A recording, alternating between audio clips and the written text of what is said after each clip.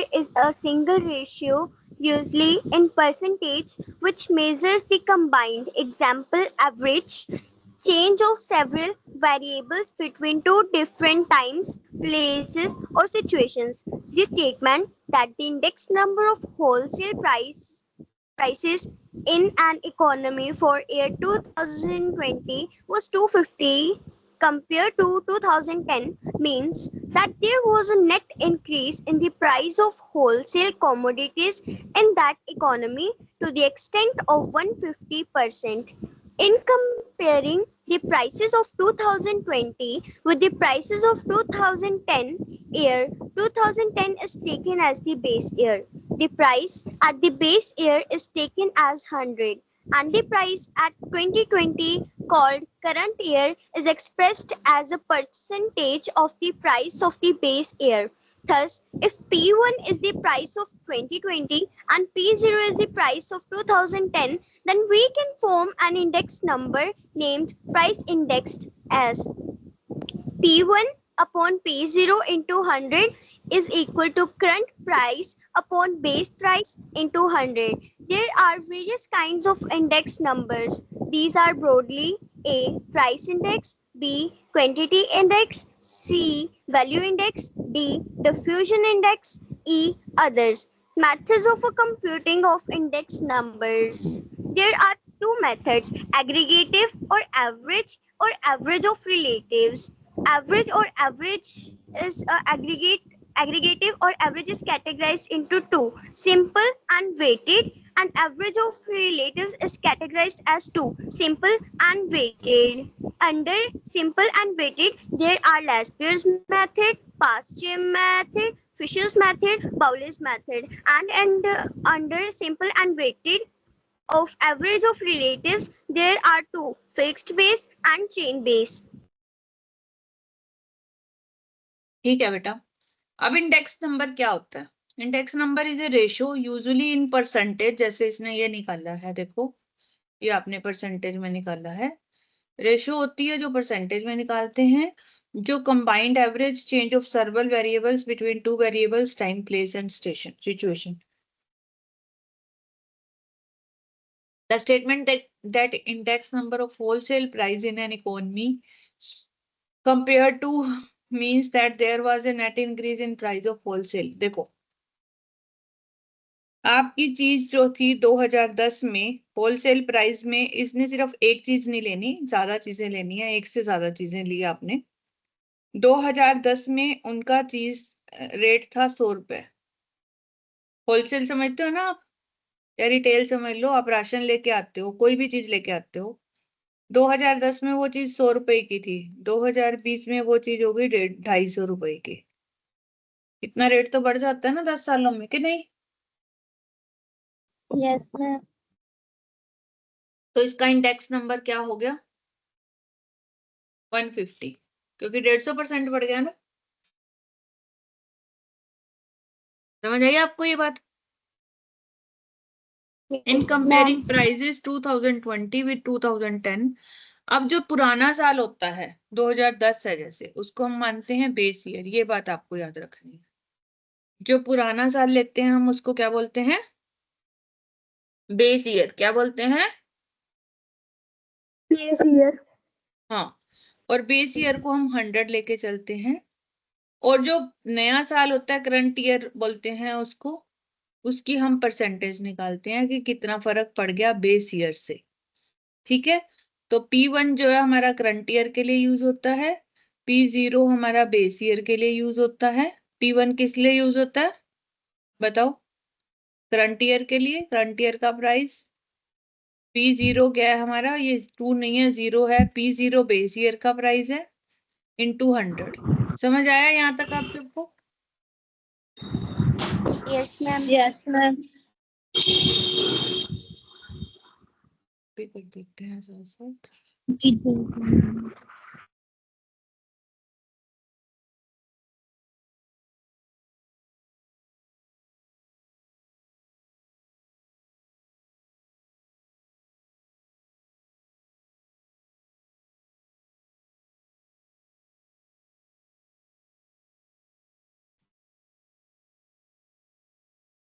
अब देखो जो वेरियस काइंड्स ऑफ इंडेक्स होते हैं, सिर्फ प्राइस का इंडेक्स नहीं निकालते हम, क्योंकि देखो सिर्फ जो क्वांटिटी का, देखो जब आप 2010 में कोई चीज यूज करते थे और जो आज यूज करते हो उसके सिर्फ प्राइस में चेंज नहीं आता, क्वांटिटी में भी चेंज आता है। समझ आई आपको? उस टाइम हम जिस चीज की क्वांटिटी कम या ज्यादा, आजकल खाना कम खाते हैं लोग, पिज्जा बर्गर खाते हैं, तो जितना पहले गेहूं लगता था अब कम लगने लगा है ना। ऐसी ही कुछ चीजें हमारी चेंज हो जाती हैं, हम कुछ और लेते थे पहले, अब कुछ और लेने लग गए होंगे, तो क्वांटिटी भी चेंज हो जाती है ना। समझ आई आपको ये बात? Yes ma'am. यस इसी तरह वैल्यू वैल्यू इंडेक्स है, वैल्यू इंडेक्स चेंज हो जाता है। जब प्राइस और क्वांटिटी दोनों चेंज होंगे तो वैल्यू तो अपने आप ही चेंज होगी, क्योंकि वैल्यू का फॉर्मूला क्या होता है? प्राइस इंटू क्वांटिटी, है ना? ये वैल्यू होती है ना हमारी किसी चीज की। तो जब प्राइस इंडेक्स निकालेंगे, क्वांटिटी निकालेंगे, तो वैल्यू भी चेंज होगी। Diffusion index and other index निकालते हैं। मेथड्स क्या है हमारे जो इम्पोर्टेंट हैं, आपको ये टेबल सबको बनानी है अपने हाथों से, तभी समझ आएगा, आपको याद होगा। जब तक आपको पूरी ठीक से ना बन जाए बनाते रहो। मेथड्स, एक एवरेज ऑफ रिलेटिव्स, एक एग्रीगेटिव और एवरेज मेथड। ठीक है, एवरेज मेथड में फिर पहले हम एग्रीगेटिव करेंगे। उसमें एक होता है सिंपल मेथड, एक होता है वेटेड मेथड। वेटेज का मतलब होता है हम किसी चीज को कितनी इंपॉर्टेंस देते हैं। अब आपके घर में बजट है, आटा भी आता है, दालें भी आती हैं, और सोप भी आते हैं, और क्लीनिंग के मटेरियल भी आता है, लेकिन हर एक चीज की अपनी इंपॉर्टेंस होती है। मसाले भी आते हैं, किसी चीज की कम इंपॉर्टेंस होती है, किसी की ज्यादा। तो इम्पोर्टेंस के लिए हम ज्यादातर वैसे तो क्वांटिटी यूज करते हैं, लेकिन कई बार वेटेज भी दे देते हैं। तो वेटेड मेथड जब हम निकालते हैं, उसके 4 मेथड्स हैं जो हम करेंगे इस चैप्टर में। लाशपियस, पाशेज, फिशर्स एंड बोलिस। सबसे ज्यादा फिशर्स का मेथड आता है पेपर में, यानी कि इम्पोर्टेंट होता है ये। ऐसे नहीं मैं कह रही कि सिर्फ यही आएगा, लेकिन ये सबसे ज्यादा इम्पोर्टेंट होता है। एवरेज ऑफ रिलेटिव्स में हम सिंपल और वेटेड, इसमें भी 2 करेंगे। तो इसमें हम फिक्स बेस, एक में हम बेस को फिक्स रखते हैं कि जैसे इसने 2010 बेस निकाला, तो हम 2010 के हिसाब से ही सबको निकालते रहेंगे। एक होता है चेन बेस। चेन बेस का मतलब होता है कि एक को आप फिक्स कैसे रख सकते हो, हर सारे उम्र 2010 थोड़ा ना बेस बनता रहेगा, चेंज भी तो होता रहेगा ना। 2021 के लिए 2011 को बेस बनाओ, अगर आप 10 साल का गैप रख रहे हो तो। समझ आइए आपको कि हर साल की यस। परसेंटेज निकालेंगे, पिछले साल से इतना, इस ये वाले साल में कितना बड़ा बेस चेंज होता जाएगा आपका। तो ये आपने अच्छे से करना है। आगे है प्राइस इंडेक्स। प्राइस इंडेक्स में सबसे पहले हमने सिंपल मेथड करना है, एग्रीगेट मेथड। इसमें हम निकालेंगे सिग्मा P01 लिखते हैं। P01 का मतलब होता है 0 बेस के लिए यूज होता है, बेस ईयर के लिए, और 1 जो है वो करंट के लिए यूज होता है। तो 01 में P1 अपॉन P0 इंटू 100 ये फॉर्मूला लगता है।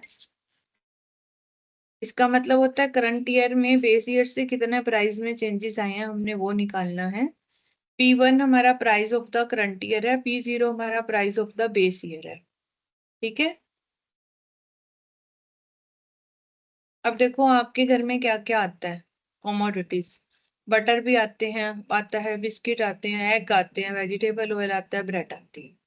ये उनकी क्वांटिटी है, कितनी उसमें आता है यूनिट्स में। हमें अभी इसका कुछ नहीं करना है, हमने सिर्फ ये देखना है कि उसका बेस ईयर में प्राइस क्या था और करंट ईयर में प्राइस क्या हो गया। ठीक है, तो करंट ईयर प्राइस जो है हमारा ये आ गया। अब हमने निकालना क्या है, टोटल, इनका टोटल कर लिया, एग्रीगेट P0 P1, ये P2 है, मतलब दूसरे साल का प्राइस, उससे अगले साल का, इसका भी टोटल निकाल लिया, 2 सालों का दिया हुआ है। अब दोनों में बेस एक ही है, P0 बेस एक ही है ना दोनों में, देखो 42.3 दिया है ना। समझ आइए आपको? Yes ma'am. P01 का मतलब है हम इसका इंडेक्स निकाल रहे हैं, ये वाले साल का। ठीक है, तो इसमें हमने 52 ऊपर लिया, 42 नीचे लिया, 125.77 का मतलब है 125% रेट बढ़ गई, अप्रोक्सीमेट 126 पिछले साल से।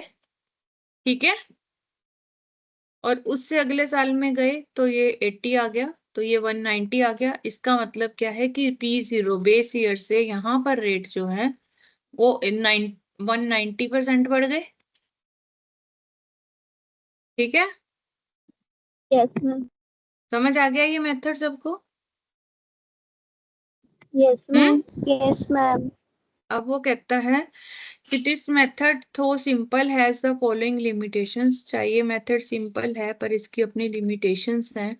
लिमिटेशंस क्या है कि प्राइस ऑफ वेरियस कमोडिटीज में be quoted in different units. जैसे अभी इसने बोला कहीं किलोग्राम में है, कहीं पर यूनिट है।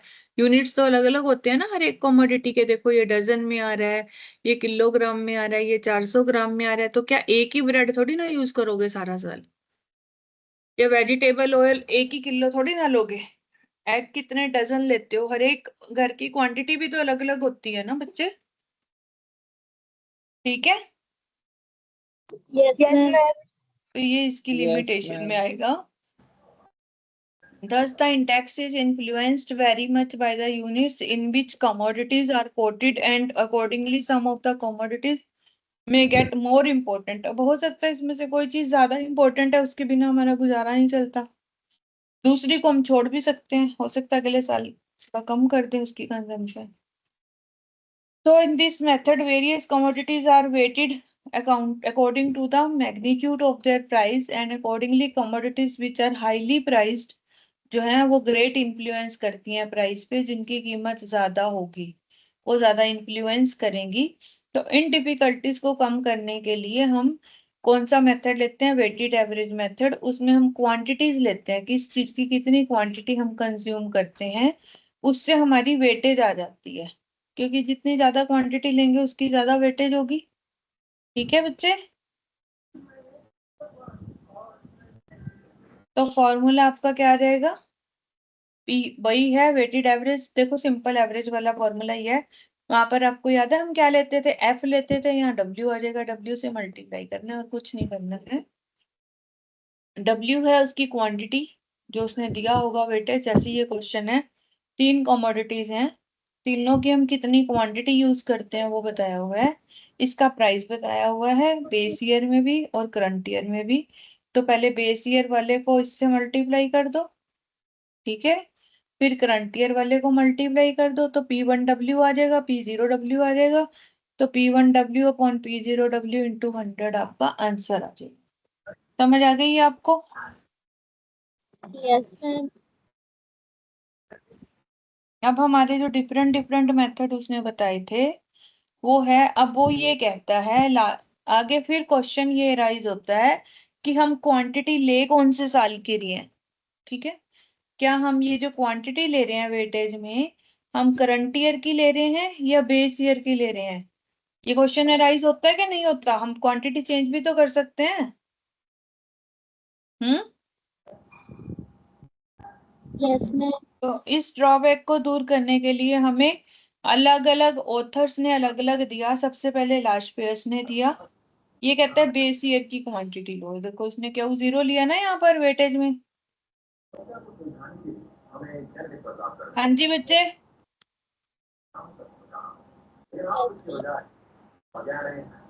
हाँ जी बच्चे, समझ आ रहा है आपको? Yes ma'am. तो देखो इसने प्राइस भी दोनों साल का दिया है, क्वांटिटी भी, लेकिन लास्ट पेयर्स में हमें सिर्फ Q0 चाहिए, Q1 नहीं चाहिए। तो इसको हम छोड़ देंगे, बिल्कुल काट देंगे इसको। सिर्फ Q0 वाली क्वांटिटी लेंगे और उसको वेटेज की जगह यूज करेंगे। तो देखिए आपका P1 Q0 P0 Q0 आ गया। इसकी तो हमें कहीं जरूरत ही नहीं पड़ी। ये बात समझ आ गई आपको? और फॉर्मूला लगा देना है। समझ आ गई? Yes ma'am. तो लास्ट पेयर्स जो है हमारा Q0 करता है यूज। परचेज जो है वो Q1 यूज करता है, यानी कि करंट ईयर की क्वांटिटी। इसी क्वेश्चन को अगर हम परचेज मेथड से करेंगे तो हम Q0 को काट देंगे, हमें जरूरत नहीं है। हम Q1 से निकाल ये चीज। ठीक है। Yes ma'am. हम अब आता है फिशर्स, जो मैंने कहा था इंपॉर्टेंट मेथड है आपका। ये दोनों को मल्टीप्लाई करके लास्ट पेयर्स इंटू पैशेस को मल्टीप्लाई करके अंडर रूट कर देता है। यानी एक बार इसने बेस ईयर की क्वांटिटी ली, एक बार करंट ईयर की ली, दोनों को मल्टीप्लाई किया और अंडर रूट कर दी। समझ आई आपको? Yes ma'am. ये करंट ईयर को भी यूज करता है और बेस ईयर को भी यूज करता है। अब आता है difference between last pairs and purchase method. कौन करेगा, पढ़ेगा इसको?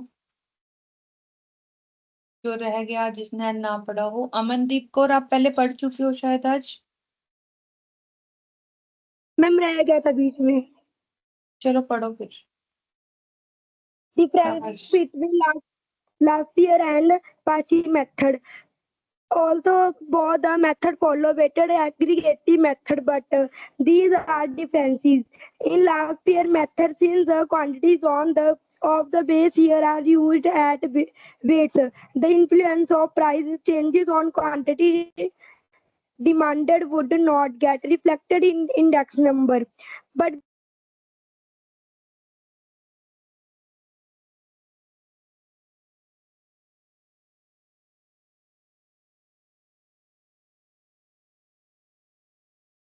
अमन आपकी आवाज कट गई। दिलप्रीत आप पढ़ो बेटा।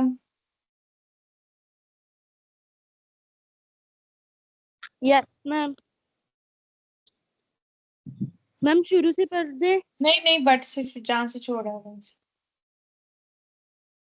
But this would be reflected in passes, a method where the quantities of the current year are used as weighted. Less fair method represents the cost of maintaining the same rate of consumption or production as in the base year, but at current year's price, whereas passe method represents the cost of consumption production as a whole in the current year as compared with that in the base year. Effect of change in price on the quantity consumed in the current period do not get reflected in last pay method but get reflected in past pay method. Last pay method is basically upward based, whereas past pay method is downward based. देखो यहाँ पर आप ध्यान दो एक minute. पहले तो आपको ये देखना है कि ये कौन सी क्वांटिटी बेस ईयर की लेता है और ये करंट ईयर की लेता है परचेज। तो इसलिए जो बेस ईयर की ले रहा है वो अपवर्ड में जा रहा है और जो करंट ईयर की ले रहा है वो डाउनवर्ड में जा रहा है। ये बात आपका एक क्वेश्चन बनता है। एक तो ये बनता है लास्ट पेयर्स कौन सा मेथड लेता है, Q0 बेस ईयर की क्वांटिटी, ये करंट ईयर की लेता है, तो इसलिए ये अपवर्ड हो गया, ये डाउनवर्ड हो गया। इन दोनों की डिफिकल्टीज को दूर करने के लिए हमने फिशर एंड बोले का मेथड यूज किया, जिन्होंने दोनों को, फिशर जो है वो आइडियल मेथड है। अगर आपसे कोई पूछे कि कौन सा आइडियल मेथड है तो हम क्या बोलेंगे, फिशर का, क्योंकि ये दोनों को यूज करता है। बाइस नहीं है ये लास्ट पेयर्स की जो डाउनवर्ड था और इसका अपवर्ड था, वो दोनों की कमियों को दूर करके इसको, ये दोनों को यूज करता है। ठीक है, तो current year as well as base year दोनों ईयर को लेता है ये। It is based on geometric mean. आपको याद है, याद ज्योमेट्रिक मीन हम ऐसे ही करते थे ना, ए बी का अंडर रूट, तो उसी को ये यूज करता है। अगर आपसे कोई पेपर में ये पूछ ले कि कौन सा मेथड में ज्योमेट्रिक मीन का फॉर्मूला यूज होता है, तो आप लिखोगे फिशर में। ठीक है, समझ आ गई?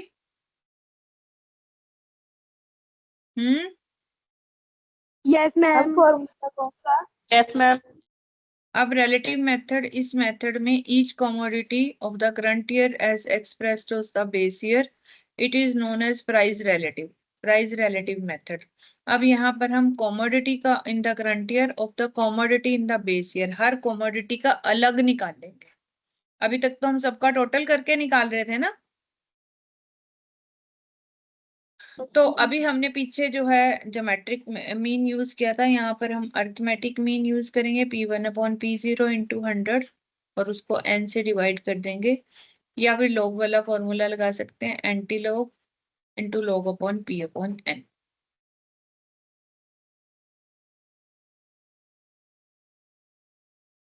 तो वेटेड एवरेज मेथड में हम ये वाला फॉर्मूला लगाएंगे, P/वेटेज अपॉन सिग्मा वेटेज। ठीक है, ये नॉर्मल जो हमने पहले किया है फॉर्मूला। अब आता है क्वांटिटी इंडेक्स। क्वांटिटी इंडेक्स भी बिल्कुल प्राइस इंडेक्स की तरह है। यहाँ पे पी की जगह क्यू आ जाएगा, Q1/Q0।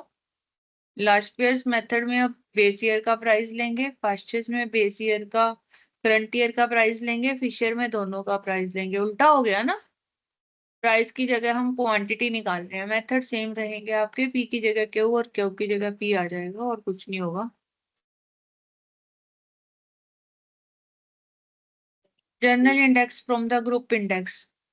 The items of commodity included in constructing the index number are divided into some groups. कुछ ग्रुप्स हम बना लेते हैं छोटे छोटे, इसको ग्रुप इंडेक्स बोलते हैं। तो जैसे 2023 average price of commodity was 20% more than 2022 but 20% less than 2021। तो रिलेटिव निकालना है आपको, प्राइस रिलेटिव। तो मान लो 2023 में हमारा 100 रुपए प्राइस था, तो 22 से वो 20% बढ़ गया था ना, तो इसका मतलब 22 में इतना था तभी वो इसमें 100% हो गया, और 21 में से वो 20% लेस था तो ये हो गया। तो रिलेटिव प्राइस आपका क्या आ जाएगा? 21 के लिए आप क्या निकालोगे? देखो 2021 के लिए करंट अपॉन बेस इंटू 100। 22 आपका बेस ईयर है दोनों के लिए, 23 में फिर आएगा आपका current upon base into 100।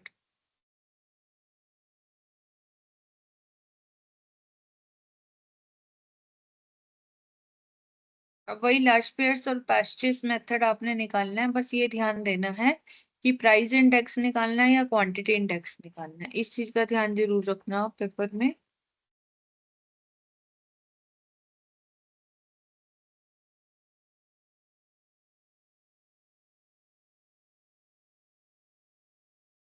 Fishers method आ गया आगे आपका।